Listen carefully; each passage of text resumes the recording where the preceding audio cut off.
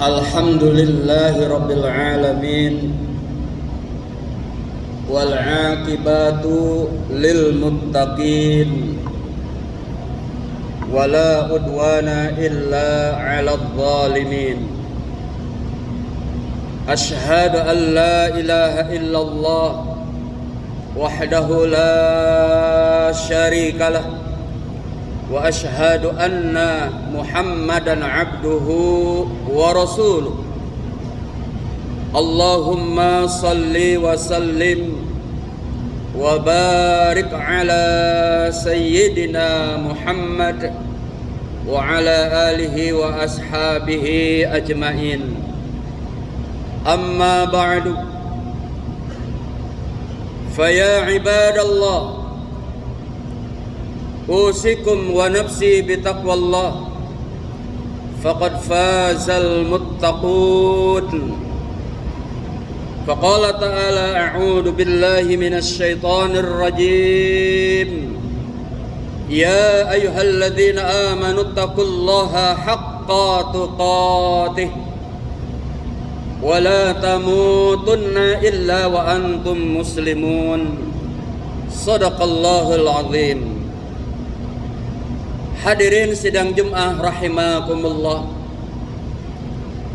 atas rahmat Allah Subhanahu wa taala, atas kasih sayang Allah Subhanahu wa taala, hari ini kita kembali melaksanakan perintahnya, yakni melaksanakan ibadah salat Jumat, dengan harapan semoga ibadah yang akan kita laksanakan diterima oleh Allah Subhanahu wa taala, dan kita diberikan kemampuan istiqamah untuk senantiasa beribadah, beriman dan bertakwa kepada Allah Subhanahu wa taala sampai akhir hayat kita.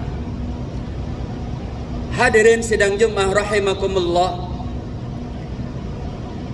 khutbah Jum'ah berisi adalah pesan-pesan takwa Allah, pesan-pesan takwanya Rasulullah sallallahu alaihi wasallam, agar dalam hidup dan kehidupan kita, agar dalam rutinitas pekerjaan kita, melalui hari ke minggu, minggu ke bulan, bulan ke tahun, tahun bertemu tahun, hingga di penghujung kehidupan kita, agar kita ada dalam rahmat Allah Subhanahu wa taala. Karena nikmat yang teragung, kata Allah Subhanahu wa taala, karena nikmat yang teragung, dalam sabda Rasulullah sallallahu alaihi wasallam, karena nikmat yang teragung, kata para sahabat Rasulullah sallallahu alaihi wasallam, karena nikmat yang teragung, kata para ulama, dengan dasar firman Allah Subhanahu wa taala surah ketiga Al-Imran pada ayat yang ke-102. A'udzu billahi minasy syaithanir rajim. Ya ayyuhalladzina amanu taqullaha haqqa tuqatih wa la tamutunna illa wa antum muslimun. Wahai orang-orang yang beriman, bertakwalah kepada Allah dengan sebenar-benarnya takwa, dan janganlah kalian mati kecuali dalam keadaan iman dan Islam. Hadirin sidang Jumat rahimakumullah, Allah memerintahkan kepada kita agar senantiasa beriman, agar bertakwa kepada Allah dengan sebenar-benarnya, haqqa tuqatih, dimanapun kita berada, siang ataupun malam, di dalam negeri ataupun di luar negeri, saat bekerja, di luar bekerja, saat di rumah, di luar rumah, kapanpun, dimanapun, kita bertakwa kepada Allah Subhanahu wa ta'ala. Ittaqillaha haitsu ma kunta. bertakwalah kepada Allah di mana saja kalian berada.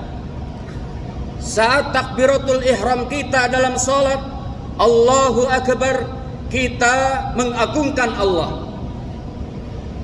Maka di luar salat pun kita harus mengagungkan Allah. Di rumah pun kita mengagungkan Allah. Di luar rumah pun kita mengagungkan Allah. Di kantor mengagungkan Allah.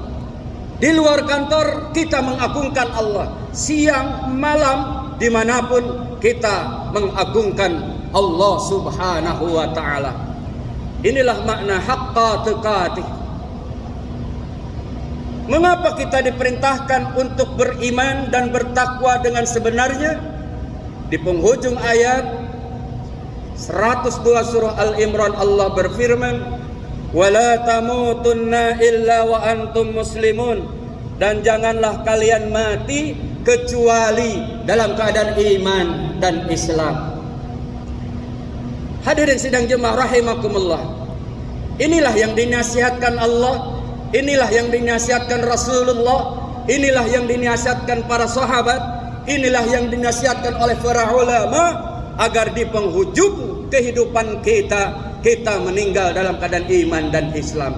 Dan inilah nikmat yang teragung. Sayyidina Ali karamallahu wajhah disitir oleh Asy-Syaikh An-Nawawi Al-Bantani di dalam kitab Syarah Safinatun Najah. Ia berkata, "Tamamun ni'mah al-mautu alal Islam." Sempurna-sempurnanya nikmat itu adalah meninggal dalam keadaan iman dan Islam. Hamba Allah umat Rasulullah yang meninggal dalam keadaan iman dan Islam, meninggalnya dalam cucuran rahmat Allah subhanahu wa ta'ala. Dalam bentuk apapun meninggalnya. Karena ukuran kematian yang baik dalam pandangan agama bukan banyaknya berderetnya karangan bunga. Meninggal yang baik menurut agama bukan diiringi salpo 12. Meninggal yang baik menurut agama bukan tabrakan di tol Cipularang, mobil penyok, kepala penyok. Meninggal yang baik menurut pandangan agama bukan seperti kata-kata orang pada umumnya, inilah yang meninggal bagus. Tetapi yang meninggal bagus, yang wafat bagus, yang kembali kepada Allah yang bagus, dalam kondisi apapun ia membawa iman dan Islam.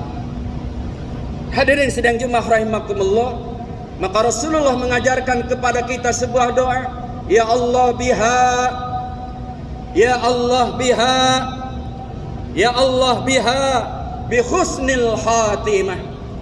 Kepadamu ya Allah kami mohon pertolongan, kepadamu ya Allah kami mohon rahmat, kepadamu ya Allah kami mohon perlindungan, agar akhir hayat kami husnul khatimah.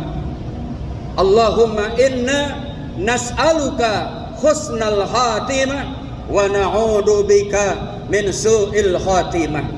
Ya Allah, kami mohon kepadamu akhir hayat yang baik, dan kami berlindung kepadamu dari akhir hayat yang buruk. Hadirin sidang Jumat rahimakumullah, oleh karenanya kita bersyukur kepada Allah Subhanahu wa taala bahwa bulan ini adalah bulan Rabiul Awal, bulan dilahirkannya Nabi kita Muhammad sallallahu alaihi wasallam sebagai rahmat untuk semesta alam.